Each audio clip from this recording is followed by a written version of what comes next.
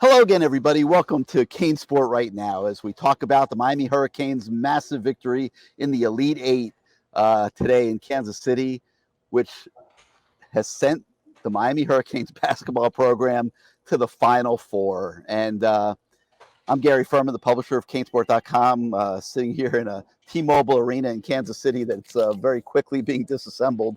So I'm just going to let the empty stands be the background. But a lot of work going on here, Matt.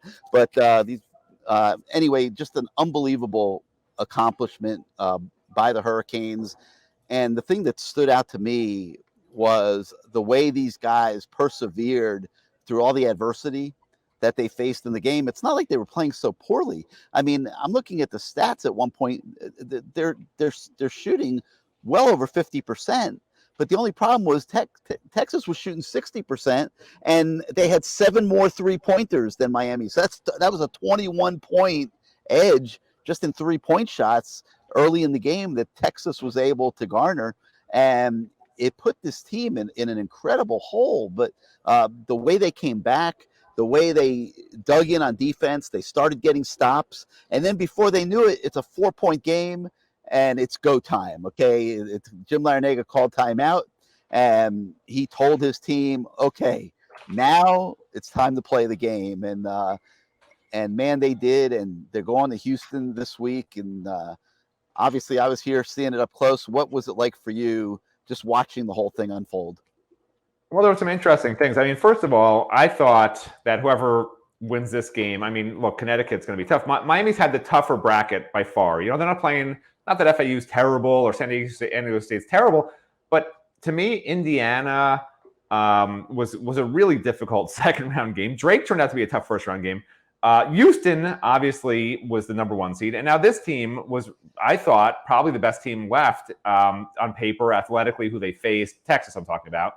Now they play a Connecticut team that's probably the next best out of the other, out of the other 2 teams that are left besides Miami and Connecticut. So Miami's earned, in other words, everything. Sometimes you get lucky. You play the 12 seed that upset somebody else because it was just a weird day for that team. I personally think Miami is probably the best team left. I mean, Miami probably should win the national title. I mean, it sounds crazy. Slow down, Matt Shodell. You're supposed to be negative Nancy. I know, but you're not supposed to be saying crazy things like this. UConn is playing incredible basketball. I picked Miami to beat Drake. I picked Miami to lose to Indiana. I picked Miami to beat Houston, all publicly. We didn't have a show before the Texas game, but to me, it was a 50-50 deal. Like, I would not have picked one or the other because both teams were playing outstanding, and it was probably going to come down to just one shot at the end, which it sort of did because, let's face it, if the Omier call stands, and if they left that as his 5th foul in a tie game, Miami probably loses this game. It all came down to one foul that they initially called an offensive, a defensive foul, I guess, at that point because it was a rebound. It was the right call, by the way. It was right in front of me. It was the correct call. Correct, the correct call. There were some bad calls. Actually, this is one of the rare games where a bunch of calls actually went Miami's way because you could see on the replays there were some fouls called against Texas that weren't fouls, which is fine because you know what? Miami's so used to having bad calls go against them. It's nice for them to finally get some calls that went their way. So there was that, and there was a couple of obviously always bad calls against Miami, but some really bad calls against Texas. Let's face it, there were, which is fine. I thought it went both ways. I really did. Yeah, there were both ways. But if I had to say one team that got more of the calls, Miami did, which is so rare, and it's so nice to see. We're finally getting some calls. Why not? I mean, we earned it. But anyway. Yeah, maybe I'm biased. I didn't feel that way. I didn't see what I felt were. I didn't feel like they were making bad calls. I felt like they were over inserting themselves into the game. Well, okay. On replays, there were, for instance, a couple of clean blocks by Texas that they called fouls on, things like that. Yeah. But anyway, I'm not going to harp on that. The thing that bothered me, which was really weird, is Larinaga, as great a coach as he is, he made one mistake in this game. And that mistake, to me, was telling Norchad Omier to stay out of foul trouble. Because when you tell an aggressive big guy to stay out of foul trouble, all he's thinking about is fouls. And you could see the first 10 to 15 minutes. But he has a problem with that, Matt. He gets himself in foul trouble almost every single game. But did you see the first 10 to 15 minutes of the game? He wasn't even playing defense. He was staying after after he got one foul, which was a Yeah, he stupid, stopped. but it was a stupid foul. He already had the guy pinned Correct. behind No, I the basket, understand. and he's riding him out of bounds. Like, that's not necessary. Right. It's like he's got to be smarter But than that. he was the reason Miami fell behind by 8 at halftime, I felt. Because, look, I know Wong wasn't scoring, but there's other games where Wong doesn't score. They're hitting 63% of their shots. They're losing because Norchad Omier is no longer a presence defensively in the paint. And when they took him out, guess what? When they took him out with 11 minutes left in the second half, that's when they made a run. And when he came back in, he was aggressive again. He didn't care anymore because, they were coming back. Everything was fine. It wasn't all on his shoulders. Whatever it was, he was mentally not the same Norchad Omier for certainly the first 11 minutes of the game. And then for even after that, he wasn't great because normally on defense, he's such a presence. Normally on offense, he's under the basket for every offensive rebound. I'm looking, he's not even anywhere on the screen when Miami's taking shots sometimes. Against Connecticut, like, I don't care if he's worried about committing fouls, they're just not going to win against decent teams. I don't know. I think they should beat Connecticut. But, like, Norchad's got to be physical. He's got to be that dominating presence on both ends of the court like he was when he came back in for the final 7 minutes of the game. He was a big reason they won the game, obviously, in the end. But yeah, that was surprising to me. It didn't surprise me at all that some of the guards struggled. Jordan Miller, to me, going into the game was going to be the guy that you had to go to because they had such quick guards. And let's face it, the truth is, Nigel Pack struggles against quick point guards. And so does, honestly, to some extent, Isaiah Wong. Like, that's just the truth. Isaiah will get sort of close to the basket against a quick guard, but then there's a guy that comes back to help, and Isaiah's already put so much effort into trying to evade the first point guard, the first shooting guard, that, like, by the time he gets to the basket, he does one of these crazy things, and sometimes it goes in magically, and sometimes it doesn't. So Jordan Miller, to me, was always going to be the key in this game because he's the one who had the mismatch, and he was outstanding. And I've said to you before, I'm not sure he's not the MVP of this team for everything he does. And I'm talking about attitude. I'm talking not just about his points, rebounds, and assists. Like, he keeps this team on an even keel. He's tapping guys when they're down by 13 points saying, don't worry about it. Keep up, keep fighting hard. He's always got a smile on his face. Every team needs a guy like that. And I think the attitude that they kept throughout, their poise they kept, the composure they kept throughout the game was as important as anything else that happened the entire game. And in great part, that's, to Jordan Miller's credit. All right, let me unwrap a few of these things you said. I agree with some things you're saying. I don't think there is an MVP of this team, and I think that's what makes this team so great. I mean, when you go down, like, different games, there's different matchups, and one day it's Nigel Pack throwing in 27. The next day it's Isaiah Wong throwing in 27. The next day it's Jordan Miller throwing in 27. How about the big shots that Wooga Poplar made tonight? How about the defense that Wooga Poplar has been playing? Norchad Omier, how dominant he is on the interior, and what a key piece that he is.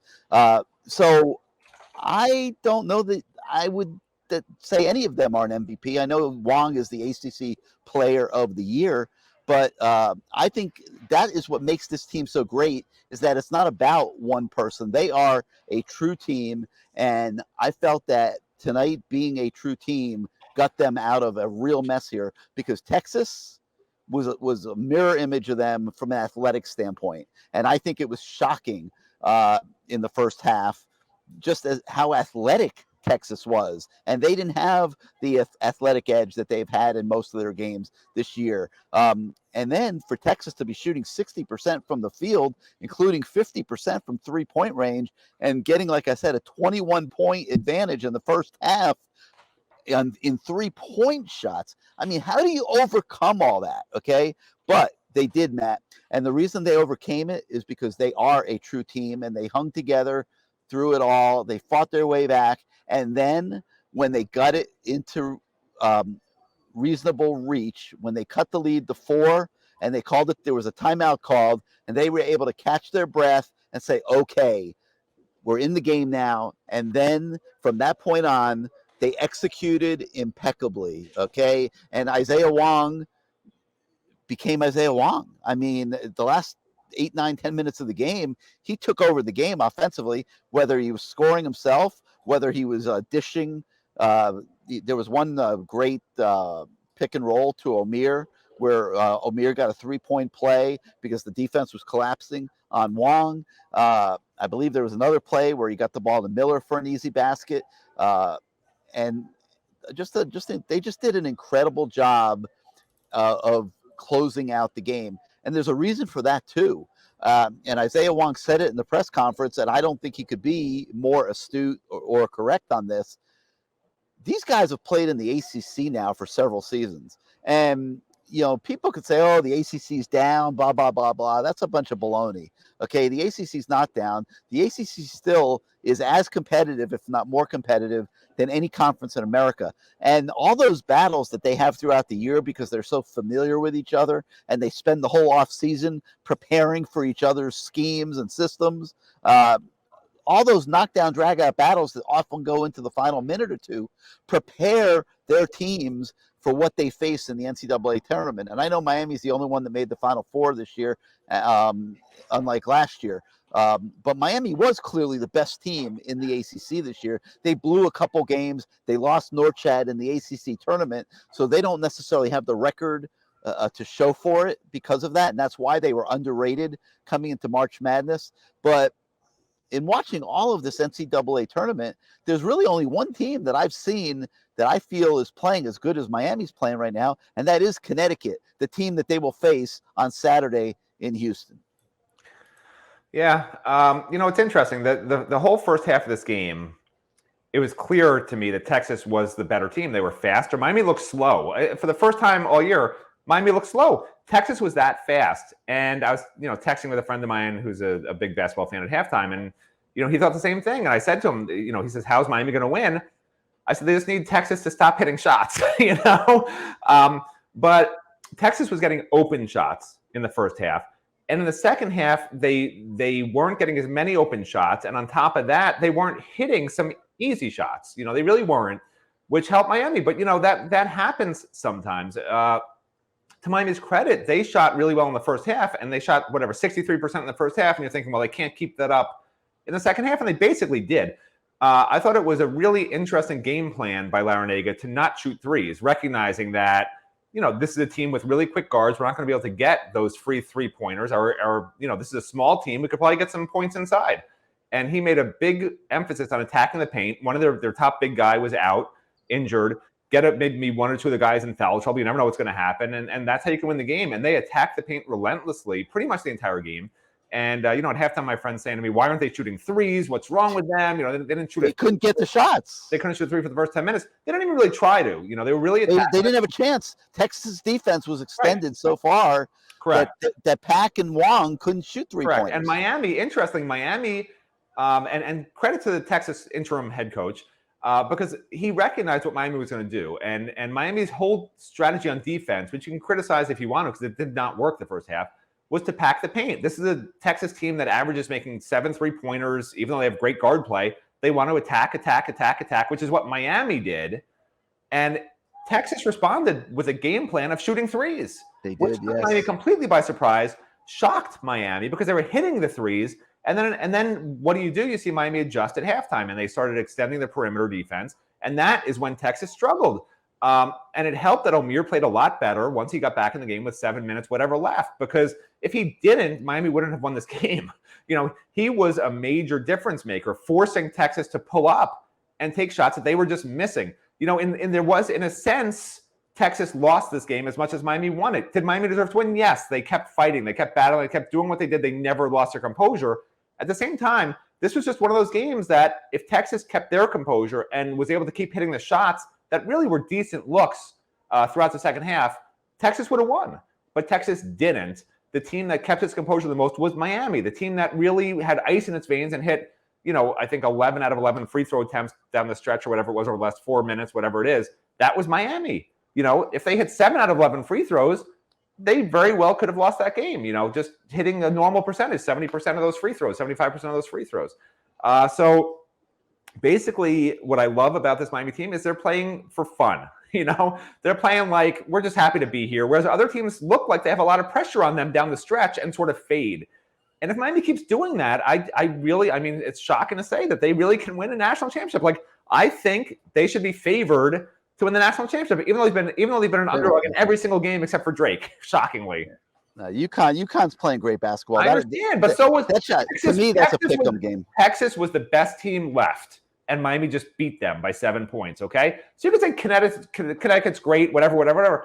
Texas was the best team that was left, period. And Texas was fast. Texas was big. Texas can shoot threes. Texas can play inside. There's nothing Texas doesn't do well, right? So you can say, yeah, Connecticut's playing great, but so is Miami, and Miami just beat the team that I think was the best team left in the tournament. Last year it was Kansas, and Miami came up against Kansas, and they couldn't beat them. This year it was Texas, and they beat them. So now Miami deserves to win the national championship. Let's not even play the Final Four. Give Miami the trophy. Let's go home. Save our airfare. Save our hotel money. Michelle Kaufman no longer has to argue with people to try and get a question at the press conference, and we can all be happy. Yeah, don't get me started on any of that press conference and media policy stuff. That's a bad subject for me. But anyway, the thing that makes this team so good is they can come at you from so many different directions. When you got Pack and Wong and Jordan Miller and now Poplar his game is just on such an upward trajectory. And if he just maintains the confidence in himself, he is now an exceptional basketball player. And then, of course, Omir, when he's not getting himself in foul trouble, is absolutely dominant on the interior. He has to learn that you cannot take yourself out of the game with stupid fouls. Like, he's got to be more careful early in games. He ends up missing the first half almost every single game because they can't take a chance on him getting 3 fouls. And today, Jim Larrañaga didn't want to take a chance on him getting 2 fouls because he knew he would need him in the second half. And listen, I thought it was one of the very good moves that Larrañaga made today. But, you talked about fun, and I'm not sure they were having so much fun when they were down 11. Nobody has fun when they're down 11. I saw some rattled behavior and faces and stuff on the Miami bench that I had not necessarily seen so often. So to me, the credit is how they kept themselves together and pulled themselves together out of that adversity. And now they get to go to Houston and play UConn on Saturday. All right, so obviously as the week goes on, we'll break down that game more. We'll do our research into UConn. We'll be talking about it on Good Morning CaneSport.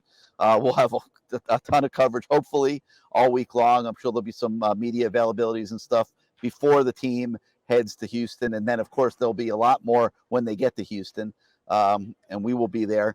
And, but Matt, just like for Miami to reach this point, and I'm always a little bothered by the fact that FAU has just done it also. I mean, think about this. FAU and Miami together, both in the Final Four. I mean, that is ridiculous, okay? Ridiculous. It's enough of accomplishment for the Hurricanes. For FAU to make the Final Four, I mean, obviously they had some things go their way, good draws and everything. That is just even more insane, obviously. But, I almost wish FAU hadn't made it because I'm afraid that could diminish a little bit what Miami has accomplished here in making it, quite honestly, since both schools are from South Florida.